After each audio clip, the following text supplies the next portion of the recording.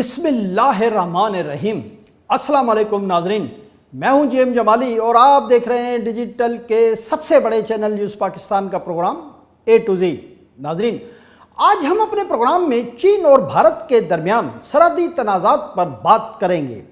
اہم بات یہ ہے کہ بھارت اس خطے کا واحد ملک ہے جس کے ہر پڑوسی ملک کے ساتھ سرحدی تنازعات موجود ہیں، یا یوں کہہ لیجئے کہ بھارت فکری اور نظریاتی طور پر ایک توسیع پسندانہ عزائم رکھنے والا ملک ہے جو ہر لمحے اپنے ملک کی جغرافیائی حدود بڑھانے کے بارے میں سوچتا رہتا ہے، چاہے اس کے لیے اسے کتنے ہی غیر قانونی کام اور انسانی حقوق کی پامالی ہی کیوں نہ کرنا پڑے۔ بھارت کی مذموم خواہش یہ ہے کہ سرحد پر کھڑے ہو کر جہاں تک اس کی نظر جائے وہاں تک کا علاقہ بھارت میں شامل کر لیا جائے، چاہے اس کے لیے اسے اپنے پڑوسی ملکوں سے جنگیں ہی کیوں نہ کرنی پڑیں۔ ایسی صورتحال میں بھارت کو عالمی طور پر تسلیم شدہ دیوانہ اور پاگل ملک نہ کہا جائے تو اسے اور کیا نام دیا جائے۔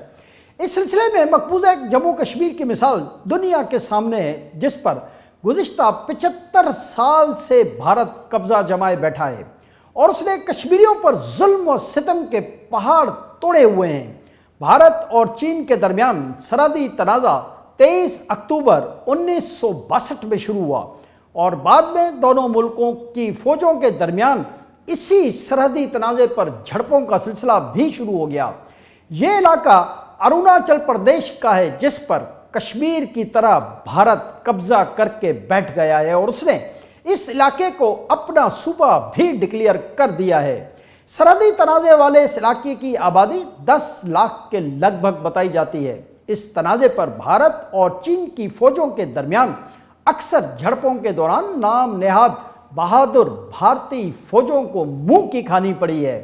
ابتدا میں جب دونوں ممالک کے درمیان یہ تنازع شروع ہوا تو چین کی فوج نے بس نام کی دلیر اور فلموں کی نڈر بھارتی فوج کو بآسانی 250 کلومیٹر تک بھارت کے اندر ہی دھکیل دیا۔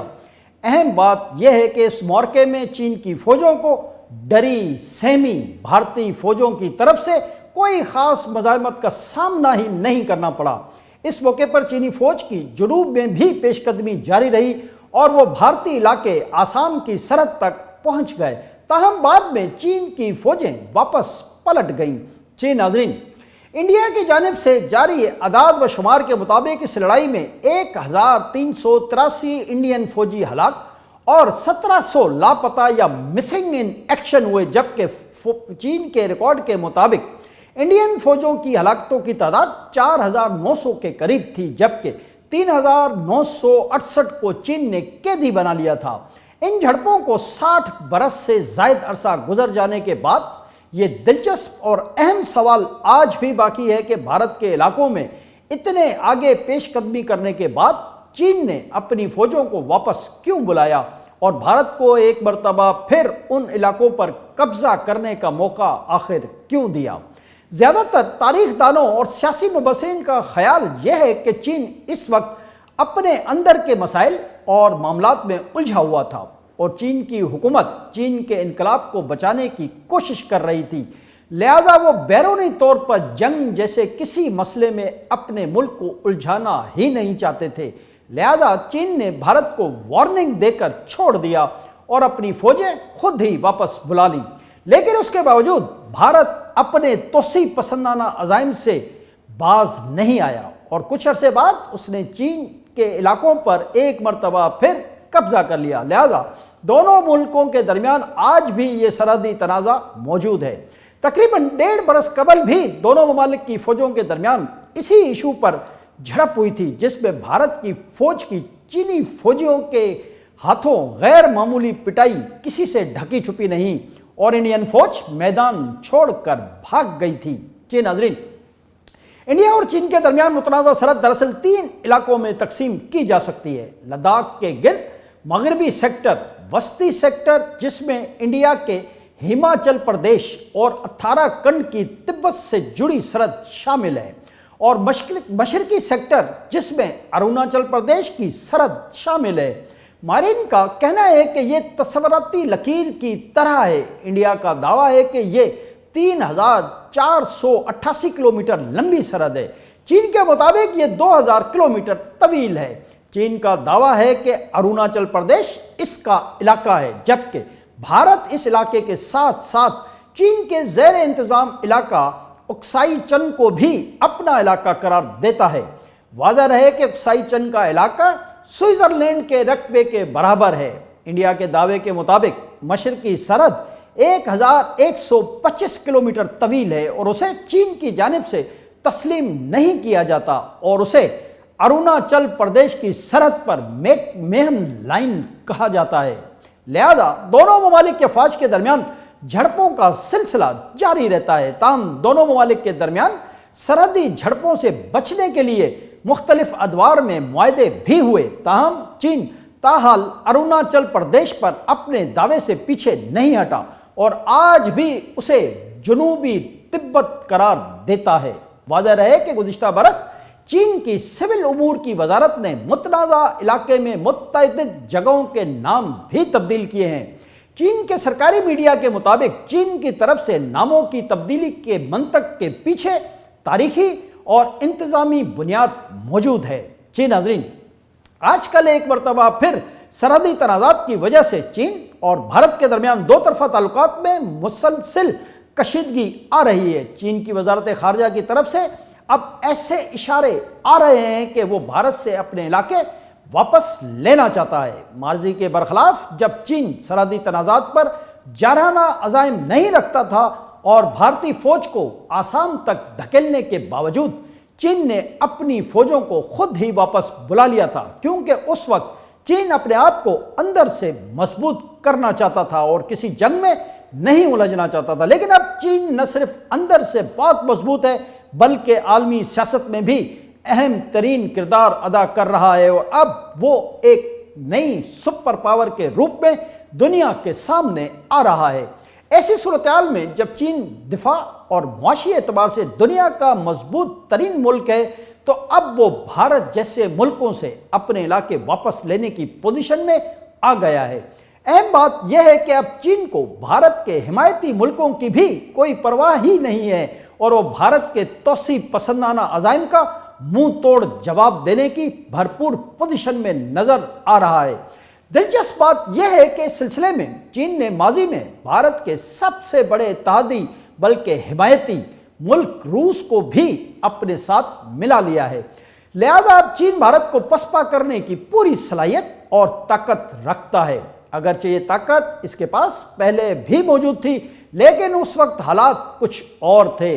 इस सिलसिले में 1.5 बरस कबल भारत और चीन की फौजों के दरमियान होने वाली झड़पों में भारतीय फौजों की पसपाई और मैदान छोड़कर भागने की मिसाल सबके सामने है। जी नाजरीन, यहाँ काबिल जिक्र अमर यह है कि नए इंटरनेशनल अरीना में भारत खित्ते में अमेरिका का सबसे बड़ा इत्तेहादी समझा जाता है। इसका इज़हार मुत्तहिद अमरीकी सुदूर ने भारत को खित्ते में अपना स्ट्रेटेजिक पार्टनर कहकर किया है। अमेरिका भारत को जनूबी एशिया का पुलिसमैन बनाना चाहता है, जिसके लिए वो भारत को हर किस्म का सियासी और माली तहफ़्फ़ुज़ फराहम करता है, जबकि दूसरी तरफ पाकिस्तान और चीन के लिए ये बात नाकाबिल कबूल है कि वो भारत को खित्ते में आलमी पुलिसमैन का दर्जा दें और उसकी तरफ से जारी किए गए अहकामात और पॉलिसियों को कबूल करें। इस सिलसिले में एक तरफ तो अमेरिका भारत को मुकम्मल सपोर्ट कर रहा है, तो दूसरी तरफ बरतानिया समेत बेशतर यूरोपीय ममालिक भी भारत के साथ ही खड़े हैं। इसकी सबसे बड़ी वजह इन ममालिक के चीन के खिलाफ मुखालिफाना और जारहाना अज़ाइम है।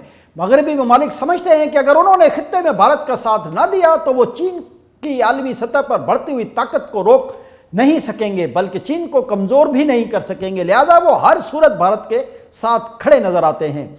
इसीलिए अमेरिका और मगरबी ममालिक को भारत के अंदर और मकबूजा कश्मीर में इंसानी हुकूक की कोई पामाली नज़र आती है और ना ही ये ममालिक भारत पर जोर देते हैं कि वो अक़वाम मुत्तहिदा की सिक्योरिटी काउंसिल की करारदादों के मुताबिक मसला कश्मीर को हल करे। जी नाज़रीन, हालिया दिनों में चीन और भारत के दरमियान कशीदगी में उस वक्त मज़ीद इजाफा हुआ कि जब भारत ने G20 ममालिक का इजलास मकबूजा कश्मीर में मुनक्किद किया और चीन ने इजलास में शिरकत से साफ इनकार कर दिया, जबकि चीन की देखा देखी ترکیہ سمیت G20 کے دیگر رکن ممالک نے بھی G20 اجلاس میں یہ کہہ کر شرکت سے صاف انکار کر دیا کہ جموں کشمیر مقبوضہ اور متنازع علاقہ ہے، لہذا بھارت کو اس علاقے میں G20 ممالک کا اجلاس منعقد ہی نہیں کرنا چاہیے تھا۔